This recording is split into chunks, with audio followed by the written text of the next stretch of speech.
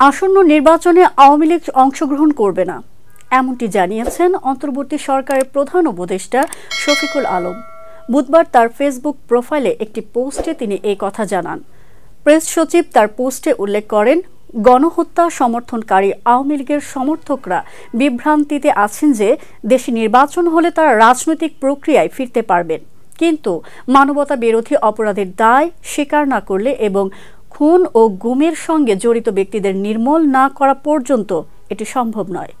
তিনি আরও বলেন, 2009 থেকে 2024 সালের মধ্যে সংঘটিত হত্যাকাণ্ড এবং মানবাধিকার লঙ্ঘনের সঙ্গে জড়িত আওয়ামী লীগের সদস্য এবং সহযোগীদের বিচারও হবে। শফিকুল আলম জানান, তিনি সাম্প্রতিক মাসগুলোতে বিদেশি কূটনীতিক ও কর্মকর্তাদের সঙ্গে বৈঠক করেছেন এবং তাদের কাছে সমঝোতার বিষয়ে কোনো আহ্বান পাওয়া যায়নি, বরং তারা দেশের সংস্কার ও প্রতিষ্ঠানগুলোকে সঠিকভাবে পরিচালনার বিষয়ে সমর্থন জানিয়েছেন।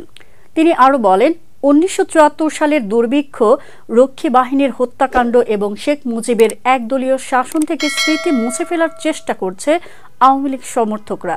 তবে বর্তমান প্রজন্ম এখন সচেতন হয়ে উঠেছে এবং তারা স্বৈর শাসনের প্রতিটি মানবাধিকার লঙ্ঘন সম্পর্কে সজাগ রয়েছে।